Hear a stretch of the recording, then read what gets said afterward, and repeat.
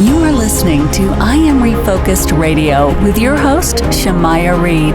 This show is designed to inspire you to live your purpose and regain your focus. And now, here's your host, Shamaya Reed. Welcome back to I Am Refocused Radio. We are here once again, and today we have another amazing show line for you guys. We have a true honor having our special guest, Bret Baier. He is the chief political anchor of Fox News Channel and anchor of Special Report with Bret Baier, a recipient of the National Press Foundation Saul Tayshoff Award for Excellence in Broadcast Journalism. He also is a New York Times bestselling author of 6 books. His latest book that we're going to be talking about today is To Rescue the American Spirit. It explores how Teddy Roosevelt's courage, conviction, and vision transform America into a superpower. Without further ado, I want to welcome Bret back to the show. So how you doing, sir? Hey, how are you? Thanks for having me, Shema. Yes, sir. I appreciate you being on today.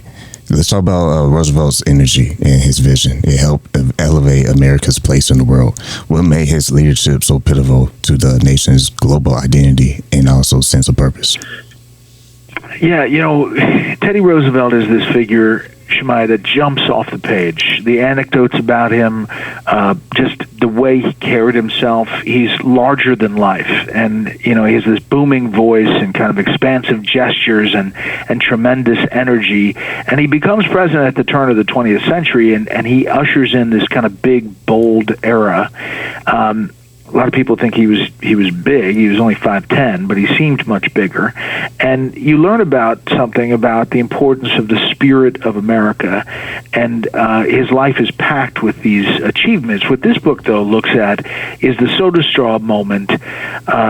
It looks at all his life, but it really focuses on the soda straw moment where he wants to leave a legacy of America being a global leader, of kind of leading the world, of being the solution to big problems around the world, about being a powerful force and the world acknowledging that.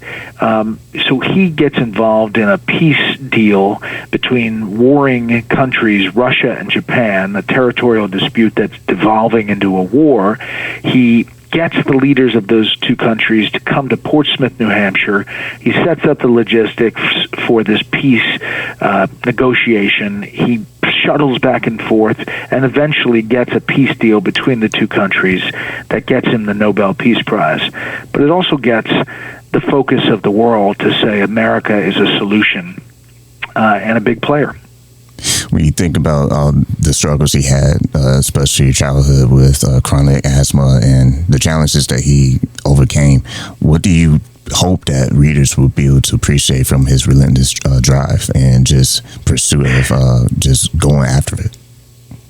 Yeah, I think that's part of it. You mentioned I've written 6 of these biographies: Eisenhower, Reagan, FDR, and then Grant, Washington, and Teddy Roosevelt. And what I've observed in this is that greatness doesn't grow out of an easy life.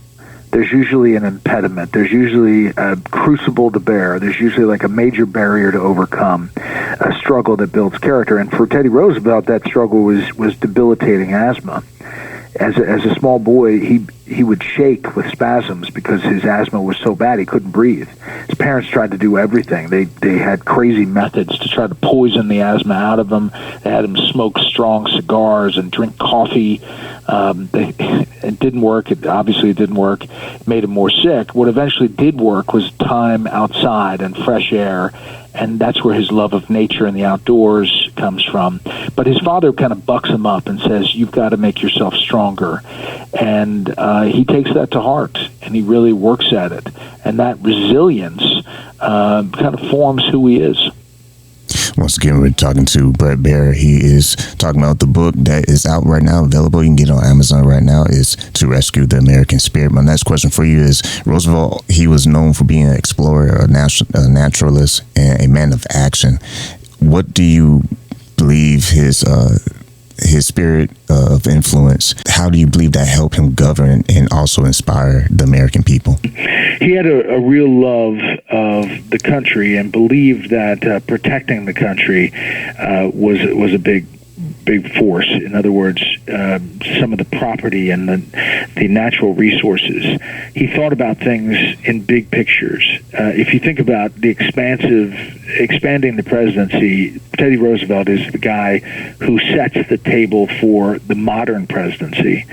He signs 1,300 executive orders. And just to put that in perspective, George Washington, till the 25th president, William McKinley, signed 1,200 executive orders. He signed 1,300.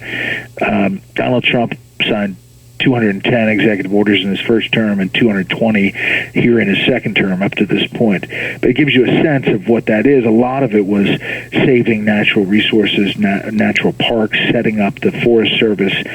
He believed in inspiring America by the beauty of America and retaining that. And he was also somebody who fought for the little guy, for labor. He's the first president to get involved in a labor dispute, strike by coal miners, and he files 40 antitrust lawsuits as president. He was kind of a fighter of the little guy, and that's inspiring. If you look through the lens of his philosophy and how he led at his time, when you fast forward to today with all the noise, division, and uncertainty that is all around us, how do you believe Roosevelt would take charge in American spirit in today's time? Yeah, I think it's a great question. I think he would still inspire with his words.